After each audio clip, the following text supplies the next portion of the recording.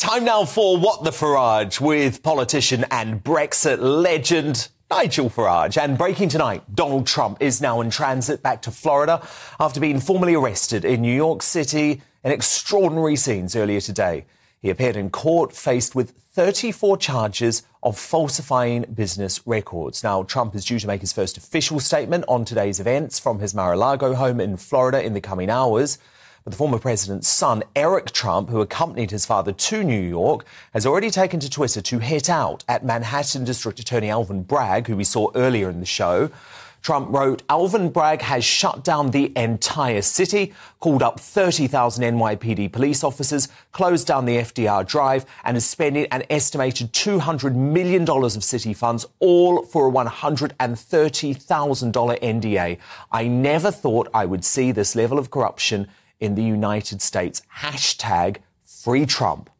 Well, I'm delighted to welcome good friend of Donald Trump, Nigel Farage. Nigel, look, I was watching you tonight as those incredible scenes developed in Manhattan. I've said on my show tonight that this is a political prosecution. It feels very hard to argue with that now, especially in light of those incredible statistics laid out by Donald Trump Jr. there. Yeah, I mean, what was laid out there by Eric is absolutely brilliant, isn't it? Literally closing down the city. Look, who a private business pays their money to is their business. It is, in relative terms, a tiny sum of money. And if this should have been reported to the campaign, well, look, the Obama campaign was seriously wrong in its accounting. They got fined. Bob Dole, who ran for office, his accounts were wrong. He got fined. Hillary Clinton used money to pay Christopher Steele, and that campaign finished up with a fine. This is completely and utterly unprecedented. This Democrat prosecutor has pushed this way, way too far. I cannot believe that. Any fair-minded person looking at this cannot say this is just plain wrong. But it's not Donald Trump that's on trial. It is due process. It is the American Constitution. It is whether the American public can trust their judicial system. It's that serious. And of course, remember, as leader of the Western world, if America falls, we all fall. So the stakes could not be higher.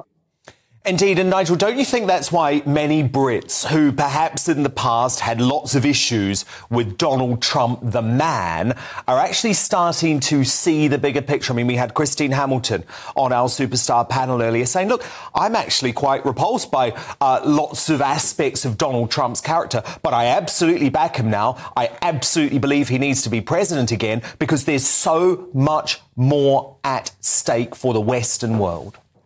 Absolutely. And I mean, at risk of having to wash my mouth out, so I thought the Today programme on Radio 4 this morning was really quite objective. I mean, they made the point that this is an overtly political prosecution. So if even the BBC have woken up and smelt the coffee on this one, then I think, yes, fair-minded people will see this for what it is. There is something about Trump's personality that leads to the well-known Trump derangement syndrome, where people lose all sense of perspective, all sense of balance. I really believe this is much bigger, as I say, than just Donald Trump. You know, America is on trial. Western world values are actually on trial. If we don't believe in the legal systems that we've developed since Magna Carta, if we're prepared to politicize them, we're in big trouble.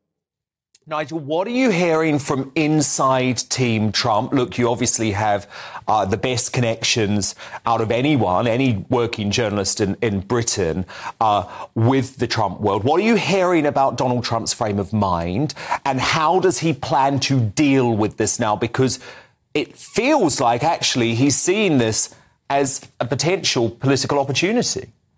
Yeah, he probably is, but Dan, he's still a human being.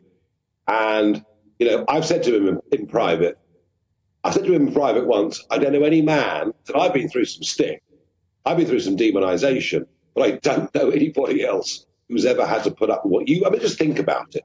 The Russia hoax, the Mueller inquiry, the impeachments, on and on and on. Today will have taken a heavy personal toll, be in no doubt about that. He's a fighter, he's a warrior, But this would have taken a personal toll.